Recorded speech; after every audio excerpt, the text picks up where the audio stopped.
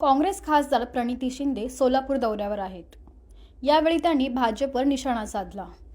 राज्यात दुःखाचं सावट असताना भाजप राज्यभरात जल्लोष करतंय। गृहमंत्री देवेंद्र फडणवीस यांनी राजीनामा द्यावा अशी मागणी खासदार प्रणिती शिंदेंनी केली आहे। पाहूया। प्रशासनावर खूप मोठ्या प्रमाणात दबाव, सगळे अधिकारी भ्रष्ट असतात असं नाहीये, पण दबाव एवढ्या मोठ्या प्रमाणात पडतोय की ते कॉम्प्रोमाइज झाले। ते माझ्याशी अनेक अधिकारी फोनवर बोलतात की ताई आम्ही तरी काय करू।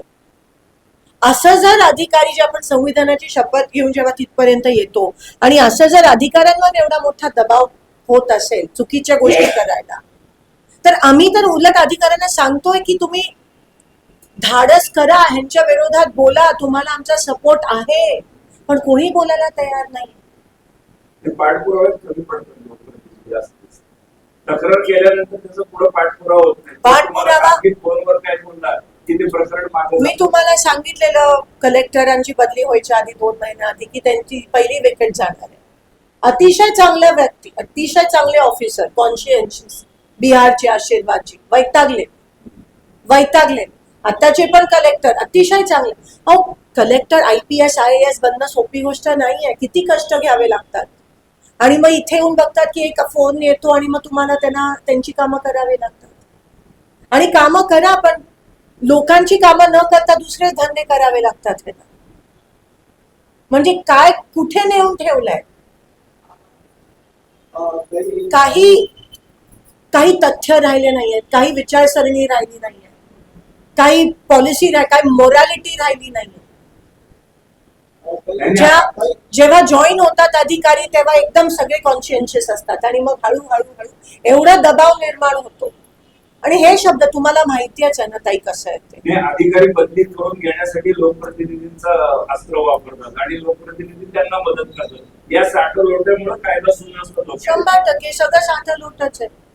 हे सगळं साठलोट मिलीभगत असल्यामुळे लोकांनी काय करावं मला सांगा। लोकप्रतिनिधी तर एक आम्ही व्यवस्था आहोत संविधानाने दिलेली, आम्ही सेवक आहोत लोकांचे। सामान्य लोक काय करतात ते आम्ही प्रेस कॉन्फरन्स घेऊ शकतो, आम्ही दबाव टाकू शकतो। पुढे काय? शेवटी सत्तेत ते आहेत, त्यांना जर जाणीव नसेल तर लोकांमधून आता तुम्हाला उद्रेक होताना दिसेलच। हे असं आपल्या इथे कधीच झालं नव्हतं, कारण का शेवटी ना आमचं काम असतं ना त्यांचं काम असतं, लोकांची कामं असतात। आम्ही प्रत्येक गोष्टी त्यांच्यासारखी कमिशन कट घेत नाही।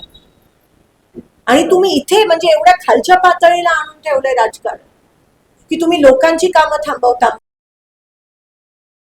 दिवसाधाडे होऊन देता तुम्ही कारणीभूत आहात। कारण का तुम्ही अधिकारी आणि सत्ताधारी तुम्ही कारणीभूत आहात, कारण का तुम्ही हे करून देता।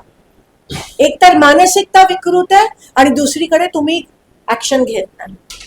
म्हणून तुम्ही सांगता करा, आम्ही तुम्हाला काही करणार नाही, असंच आता हीच वेळ आली।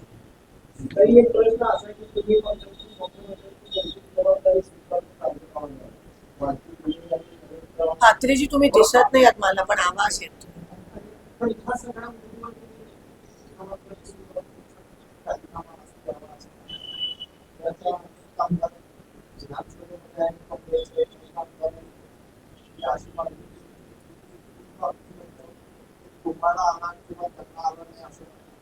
आता विधानसभा चालू कुठे, जेव्हा होईल तेव्हा, पण आमची सगळ्यांचीच मागणी आहे। आणि ज्या पद्धतीत काल त्यांनी जल्लोष साजरा केला, पेढे वाटले, परवाच ही घटना